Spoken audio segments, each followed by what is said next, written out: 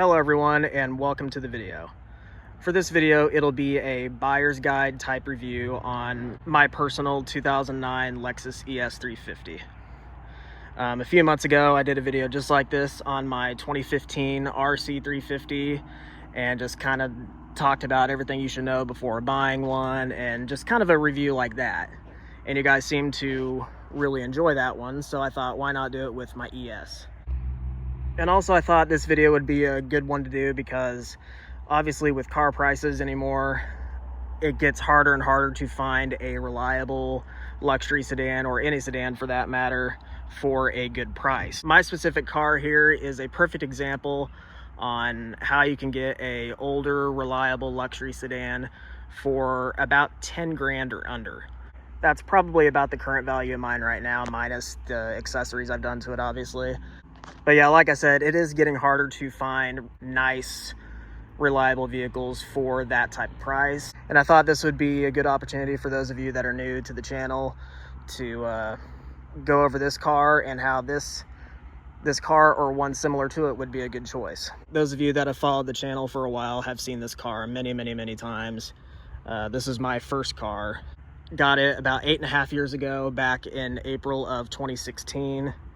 Back then it had just under 80,000 miles, and now it has a little over 119,000 miles. So I haven't put that many on it for the time that I've had it, but this is really only done in-city driving, and I've only done one road trip with it, and it wasn't all that far. So the mileage has stayed pretty low on it. And for a almost 16-year-old vehicle, 119,000 is pretty low. And obviously, like I've mentioned before in my other videos, my camera, especially with the sun going down right now, is making the car look a lot darker than it actually is.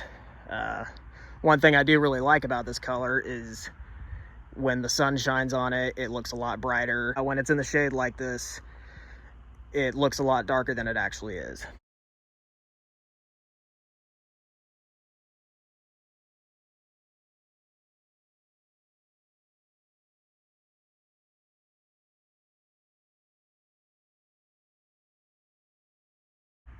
Back when I got it in April of 2016, we got it for just under $14,000. So it has held its value very well for the time that we've had it.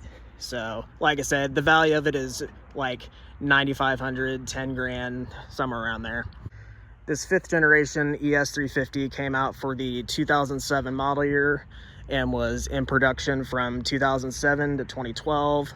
With a mid-cycle facelift in 2010. So I have the 3rd model year of this generation, and obviously the mid-cycle facelift brought slight changes to the styling on the front and back, and some interior upgrades as well, but it stayed mostly the same throughout its production. My favorite part about this specific car is definitely the color. It's very uncommon for this generation. Obviously, there were quite a bit of these produced, over 300,000 during the time that this generation was in production.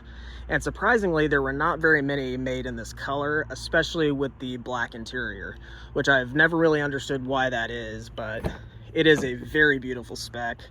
Really do love the look of the red with the black interior as well. Everything in here has held up great. And obviously it does have smart key access and all that good stuff. So all you do is make sure the key fob is in the vehicle and put your foot on the brake and hit the button.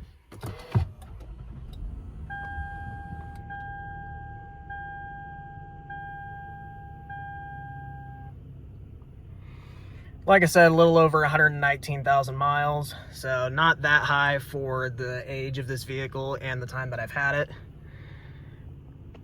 Everything in here still looks awesome. This thing was really well taken care of before me, and I have taken great care of it. And ignore the flashing low tire pressure light. That has literally been on since the day I got this car, as I mentioned before.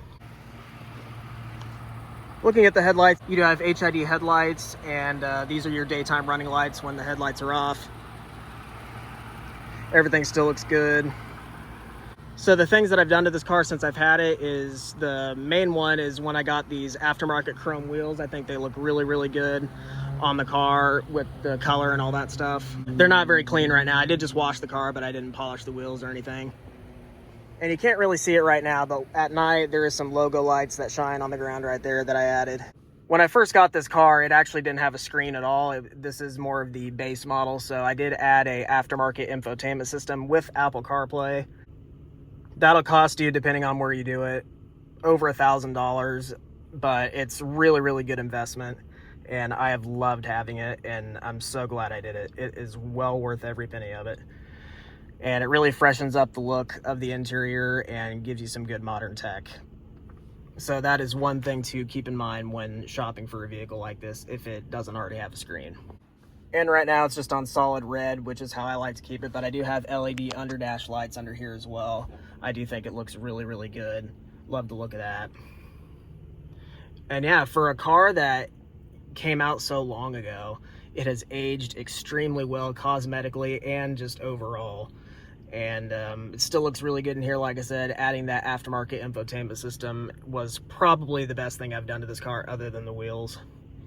And despite being an older vehicle, these things are so reliable. It'll last you for so long. If you're shopping for a car like this, I highly recommend finding one with average mileage, and just if you go over the Carfax and everything's been properly maintained, you shouldn't have an issue at all, really. I mean, all cars will break eventually, especially older ones, but the cost of ownership and maintenance is not that bad at all.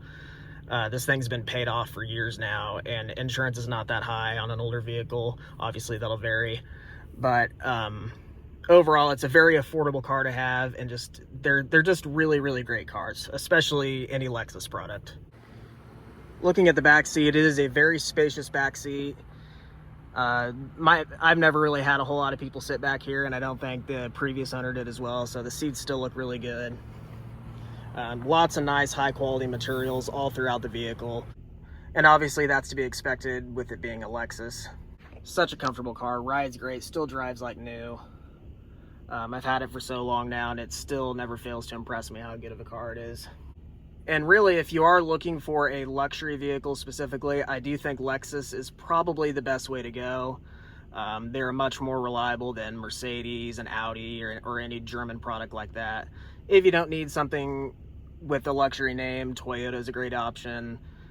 And obviously Lexus is just the luxury version of Toyota, but I just think Toyotas and Lexuses, they're just probably the best cars for the value and the money, and just over. That's why I own two of them. And like I said, I've never had any trouble with it, and it's just been a blast. If you hit this display button right here, you can scroll through all your information here. I love the elapsed time on there that you can just keep on there. Gas mileage is okay. I've been sitting idling for a while, so that's why it says 18, but usually I get about 19 to 20 miles per gallon in the city.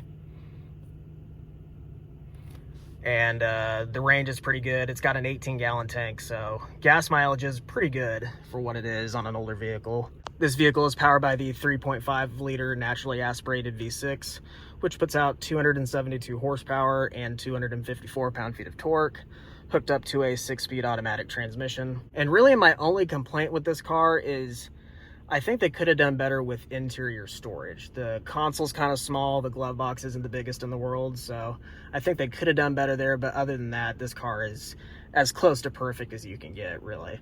And they're such good value, and for 10 grand or maybe a little over or a little under, you get a lot of car. So yeah, that'll pretty much wrap it up for this buyer's guide type video on my 2009 Lexus ES350. It's hard to beat an ES for 10 grand or under, and if you find the right one with proper maintenance, you shouldn't have any issues, and it should be a great car for you. If you have any questions about the car or any other video requests that you'd like to see, please comment down below, and thank you guys for watching.